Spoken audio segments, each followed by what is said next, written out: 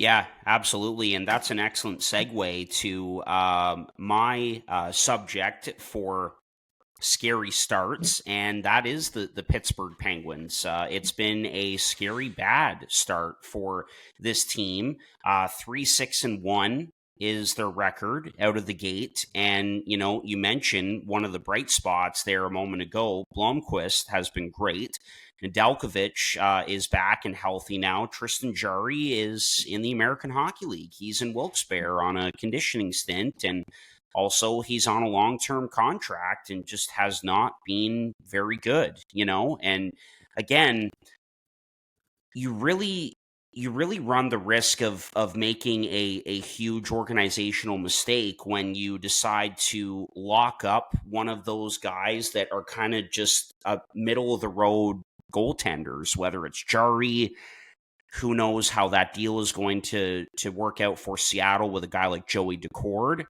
I'll even throw in Ukko-Pekka Luukkonen in there as well. I mean, Buffalo wins that game against Detroit over the weekend, but I think at one point Luukkonen had surrendered 3 goals on 15 shots, and Buffalo was out shooting Detroit by quite a wide margin. So I'll just, that's kind of my first point. You do run the risk of making a big mistake when you make a long-term commitment to a guy who's not an elite starting goaltender like the Hellebucks, the Ottingers, the Shesterkins of the world, and the list goes on.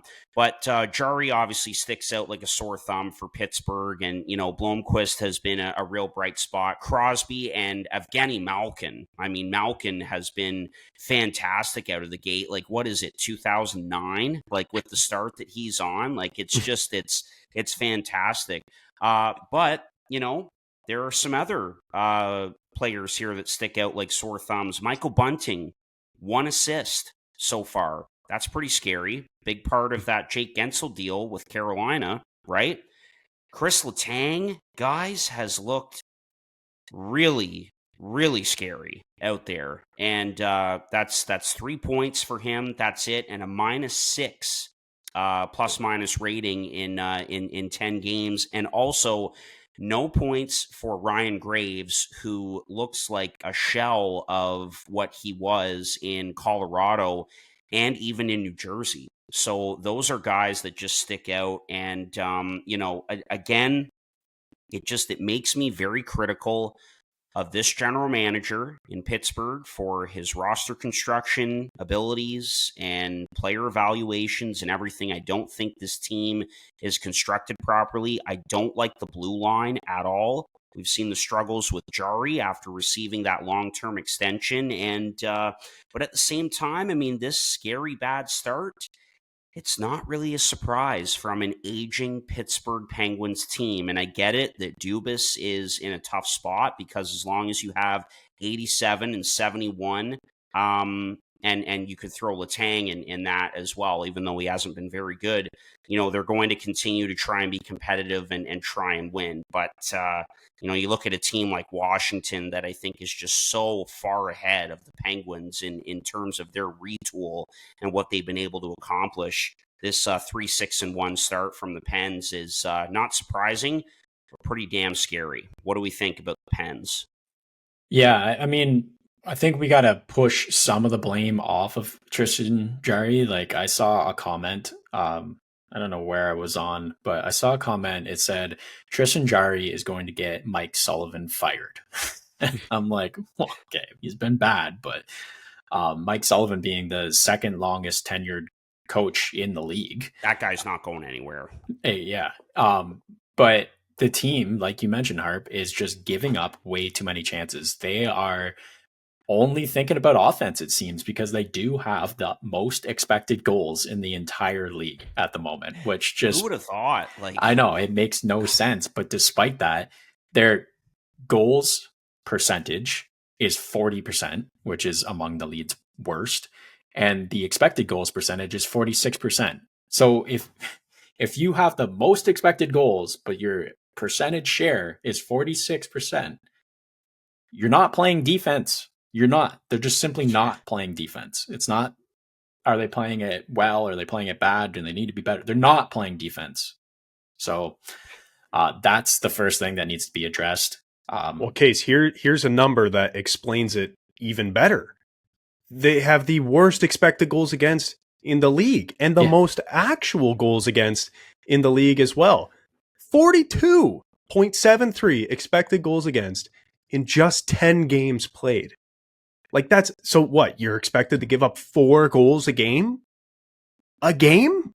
That means you're giving up grade A chances left, right, and center. What kind of goalie is going to perform well when that's the team in front of you? And by the way, I think everyone's being too hard on Jarry. I know he hasn't been incredible, but he's been basically league average for the last few years. And he goes down to the AHL now, and I guess that's a big, I understand that that's a big to-do. That's a big deal, considering he was supposed to be in the running for Team Canada, which he will probably no longer be. But, he tears up the AHL in the one game that he plays. These other young goalies, I think, are going to get picked apart and exposed by this rough defense in front of them. So I don't know. We're being too hard on Jarry. I just wanted to say that. Yeah. And like, to that, wasn't trying to say that like this is all Tristan Jarry's fault. Like absolutely not. The blue line, like other than Erik Karlsson, maybe like the rest of that decor has been terrible, quite frankly. So no, it is definitely not all on Tristan Jarry. And I do think that he'll return to form at some point down the road here for the Penguins. But yeah, as a team and team defense and everything, and certain guys just not producing like they're expected to, it's no surprise and it's scary that they've started out this way. Despite this rough start, they have produced one of my favorite text chains of the season so far. In Harper texting us, "These Penguins look rough." In a game against the Buffalo Sabres, Buffalo is up 2-0. Harp starts ripping on Pittsburgh. None less than 5 minutes later, the game is tied. Eventually overtime. Chad and I put a rain dance together for the Penguins to score, and Buffalo loses in OT. It was just like one of those you couldn't write it better, just the way that played out. So I do thank the Penguins for that. Of course. That was awesome. And Case, you said, is it Letang or Karlsson who got the winner? Because Harp was chirping both of those guys. Yeah. And it was Karlsson who snapped a pass to Sid, backdoor, hit him on the tape, and it goes in. Exactly. Just we called it. Like, we just spoke that into existence. It was so much fun.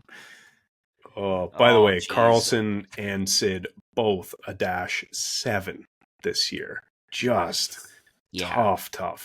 But and look, obviously plus minus doesn't tell the whole story, but yeah, like Letang in 10 games, -6, 3 points. That's all he has to show. That is scary. And Harp, to your Dubas comment off the top, I know we're never going to agree on where we stand on his abilities and whether we like his moves or not, but I have to say, he was incredibly handcuffed when he took over this team. Mike Sullivan... And I said that. I know. Mike Sullivan got a huge extension from the guys way, way up before Kyle Dubas got hired. My God, I think this guy is 4 years past his expiry date. Mike Sullivan, that is. I clearly the team doesn't respond to him anymore. Yes, he's an incredible coach, but coaches have a shelf life, and I think his has been over for a while now. And I don't know why they ever gave him that huge extension. And I think if you're Kyle Dubas coming into that team, that would have been the first thing you did if you were allowed to. Would be to find a coach that these guys respond to, and he wasn't able to do that. Well, and that is a good point. And you know what? I mean, let's go back to a pretty eye-opening example of that. And look what happened in Vancouver. Ownership brought in Bruce Boudreau before they hired a general manager, and look how that turned out. The poor guy. Remember that he was being dragged through it for 3 weeks. He knew he was going to get fired, and he knew the guy who was going to replace him in all likelihood, and Rick Tocchet. Like, that was just he was doing press conferences, and it's like, why? Like, just get this over with. Like, poor guy. Anyway, But yeah, Jeez. the Pens have not been good. I think they need a total culture change there. And I think it starts with a coach, but unfortunately, I don't think they're going to be able to do anything about it. And another thing, too, the Gensel deal last year, this is where I can be a little critical of Dubas because I Oh don't yeah. know if that was necessarily the right thing to do. Because I know that they don't really have any young players, and that's the whole idea is to get younger. But like all your entire core is old as hell, and like you need to win now, and you need to do something like Washington did, where they just kind of they do some patchwork and hope they can get lucky over the next few years while their star is still capable, and then after that tear it down. But I was talking to John about this the other day, and man, like we were thinking about it, like the Penguins are going to be like all time bad here in like 3 or 4 years, like all time bad, because they have no one coming, and all their good players are going to either retire or just not be capable anymore. You're going to see every streamer and YouTuber on the planet doing Pittsburgh Penguins franchise mode in 3 years. They're going to be the Yeah, Utah exactly. Hockey Club or the Arizona Coyotes, or all the ones that you scroll through YouTube and it's like, oh, year one with the Utah. It's like, yeah, it's going to be Pittsburgh in a couple of years. And it's going to be Rutger McGroarty, like with the Pulp Fiction meme, John Travolta just like looking around like this. Just Rutger McGroarty, that's it. Like, I'll be critical of that trade too. Like, did you have to give up Braden Yeager, like one of your top prospects, for another prospect when the cupboards are pretty thin? Like, I think it's fair to be a little critical of that move as well. I like that one because McGroarty was supposed to play this year. He's further along. Yeah, he's a year older. He's bigger. I like that move. I know, but again, did you have to give up Yeager? Well, No. who else? Like you could, but like, who else would Winnipeg want? Give up. That's the the thing. Give up a first. Give up a no. Why not would they a do first that? round pick. Give up a pick or two. Like keep. But why would Winnipeg want that? No, they're trying to extend their core too. Like listen, I'm not a defender entirely of Dubas because I've been critical of some of his deals, but I don't know. The McGroarty one made sense. It sucks he's not playing in the league right now. It was funny when Jets fans were chanting and taunting him. Where is Rutger? But yeah, I don't. I think that deal made a lot of sense. It's like you both have a really good prospect. One's bigger, older, more ready to play. Who knows if his ceiling's higher? It's probably comparable. I don't know. Made sense to me. This is fun because I know that Harper has a hate on for the Pittsburgh Penguins, and I know that Chad has a Kyle Dubas poster in his bedroom. So I'm just sitting back and listening. It's great. God. Yeah, we had a little bit of intensity in this back and forth. It was fun. Well, we're never going to agree on Kyle Dubas, but it's one of those things where we can objectively point out that they have had a scary start to the season. Can I put together something we have all finally agreed on for the first time ever? Sure. What? Michael Bunting. This is the first time in this podcast that we agree that he has not been good. Yeah. Yes. About that for the Penguins, who else? Like, who are you putting in that's better? Like Anthony Beauvillier? Like, I don't know. He was first line with Crosby and Rust to start the season. Okay, anyway, Bunting's a good player, but I think they need a new coach. Anyway, if I'm the Penguins, I'm already looking ahead to that 2026 draft and trying to be all in on Gavin McKenna. I don't think that they're going to be near the bottom for that. No, I think this is going to rebound. They'll be probably what they were last year, a point out or something like that. Yeah. They'll probably contend for sure. Like, they'll be which close. Is only going to hurt them in the long run. Yep.